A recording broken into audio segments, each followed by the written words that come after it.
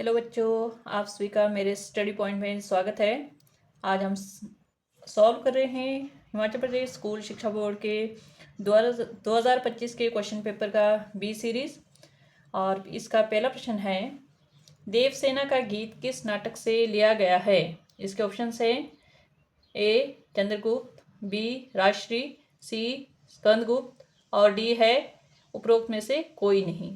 तो इसका सही उत्तर है सी स्कंदगुप्त। दूसरा है, यह दीप अकेला कविता में कवि ने पंक्ति को किसका प्रतीक माना है।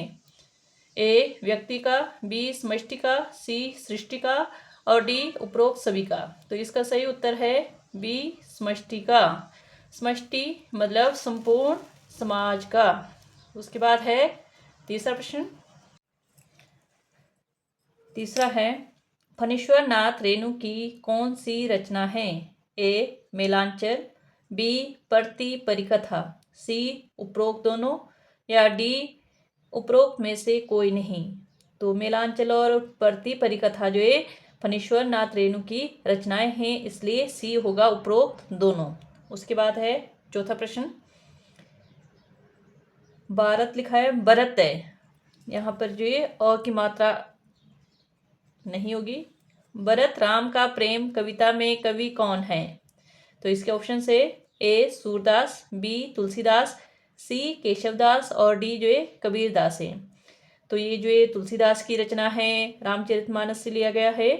तो इसका सही उत्तर होगा चौथे का बी तुलसीदास। उसके बाद प्रश्न नंबर 5 है, चंद्रदत्त शर्मा गुलेरी का जन्म कहाँ हुआ था। इसके ऑप्शन से ए कांगड़ा, बी जयपुर, सी बनारस और डी हमीरपुर। तो चंद्रदत्त शर्मा गुलेरी जो है कांगड़ा के रहने वाले थे, गुलेर के, लेकिन वो पैदा हुए थे जयपुर में, इसलिए बी ऑप्शन जो है इसका सही उत्तर होगा।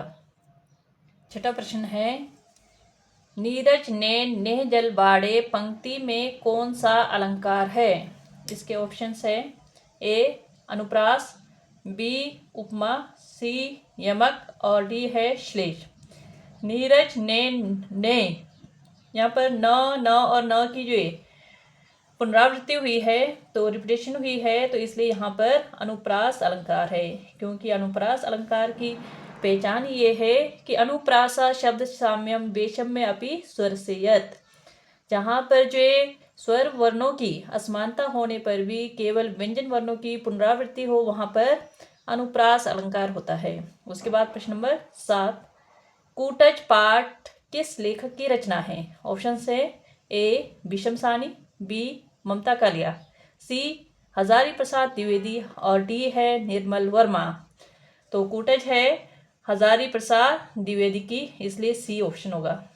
उसके बाद प्रश्न नंबर 8, लेखक सेवाग्राम किसके पास गया था। इसके ऑप्शन हैं ए भाई के पास, बी पिता के पास, सी मित्र के पास और डी है पड़ोसी के पास। इसका सही उत्तर होगा ए भाई के पास। ये जो विषम साहनी के जो है संस्मरण से हैं, जब वो अपने बड़े भाई बलराज साहनी, जो फिल्मों के मशहूर नायक भी रहे हैं, हीरो रहे हैं, उनके पास जो है सेवाग्राम में गए थे। तो ये होगा आपका ए। उसके बाद 9वां प्रश्न है, सुबागी के पति का नाम क्या था। इसके 4 ऑप्शंस हैं।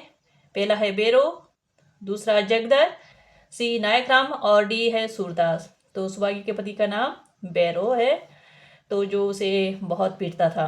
उसके बाद है डी प्रश्न नंबर 10, आत्मकथा नंगा तलाई का गांव के लेखक कौन हैं। इसके ऑप्शन है ए मुंशी प्रेमचंद, बी प्रभास जोशी, सी मोहन राकेश और डी है विश्वनाथ त्रिपाठी। तो इसका सही उत्तर है विश्वनाथ त्रिपाठी, जिसका जो जिक्र पाठ में भी विश्वनाथ के नाम से किया गया है। उसके बाद प्रश्न नंबर 11, उज्जैन में महाकालेश्वर के पांव पखारने के कारण कौन सी नदी पवित्र हो गई। तो इसके ऑप्शन हैं ए नर्मदा नदी, बी शिप्रा नदी, सी कावेरी नदी और डी जो है सिंधु नदी। तो उज्जैन में नदी बहती है शिप्रा, तो इसका सही उत्तर होगा बी शिप्रा नदी। उसके बाद प्रश्न नंबर 12, सबसे खर्चीला साधन कौन सा है। तो यहाँ पर जो है 4 ऑप्शंस हैं। पहला है रेडियो, दूसरा टेलीविज़न, तीसरा जो है समाचार पत्र और चौथा है इंटरनेट। ये चारों जो है जनसंचार के माध्यम हैं और सबसे खर्चीला जो है इंटरनेट है, तो इसलिए चौथा जो है इसका सही उत्तर है। उसके बाद आगे है प्रश्न नंबर 13। तो प्रश्न नंबर 13 है, भारत का पहला छापाखाना कहाँ स्थापित हुआ था? इसके ऑप्शंस ए दिल्ली, बी सूरत, सी गोवा और डी मुंबई। और इसका सही उत्तर है सी गोवा। उसके बाद है प्रश्न नंबर 14, कविता के प्रमुख घटकों में से कौन सा घटक नहीं है? किसी जो ये प्रमुख घटक या महत्वपूर्ण घटक नहीं माना है। इसके ऑप्शंस हैं, पहला तुकबंदी, ए तुकबंदी, बी शब्द संयम, सी रागात्मकता और डी जो है भाषा पर पूर्ण अधिकार। तो भाषा पर पूर्ण अधिकार को इम्पोर्टेंट जो है इसका घटक नहीं माना है, पहलू नहीं माना है। और उसके बाद है प्रश्न नंबर 15, हिंदी का पहला साप्ताहिक पत्र कौन सा था? यानी कि वीकली मैगजीन कौन सी थी? इसके ऑप्शंस हैं, फर्स्ट पहला है ए बंगाल गजट, दूसरा है उदंत मार्तंड, सी है हंस और डी है नया भारत। तो इसका सही उत्तर है उदंत मार्तंड। मार्तंड कहते हैं सूर्य को। उदंत मार्तंड मतलब उगता हुआ सूर्य, यानी कि राइजिंग सन। उसके बाद है प्रश्न नंबर 16, अंतिम, सही मिलान कीजिए। एक तरफ जो यहाँ पर लेखकों के और कवियों के नाम हैं और दूसरी तरफ जो इनकी रचनाएं हैं, इनको जो है आपने मैच करना है। ऑप्शंस हैं, निर्मल वर्मा, ममता कालिया, अगे रघुवीर सहाय। और इनकी रचनाएं हैं, पहला है बेगर नरक दर नरक प्रेम कहानी, उसके बाद है दूसरा सीढ़ियों पर धूप में आत्महत्या के विरुद्ध, और तीसरा है 3 एकांत धुंध से उठती धुन शब्द और स्मृति, चौथा है कोठरी की बात शरणार्थी जे दो। तो इसके ऑप्शंस की तरफ नहीं जाना है, जैसे मैंने पहले भी बताया, तो आपने सीधे जो इनको मिलाने की कोशिश करना है। तो यहाँ है सबसे पहले ए है निर्मल वर्मा। तो निर्मल वर्मा की जो रचनाएं हैं उन्हें देखना है। ये है तीसरा 3 एकांत धुंध से उठती धुन और शब्द और स्मृति, तो इसको मिलान किया।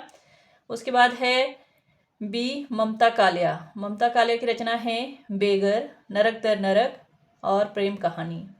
उसके बाद सी है अगे। अगे की रचना है, चौथा वाला ऑप्शन, कोठरी की बात, शरणार्थी और जैतूल।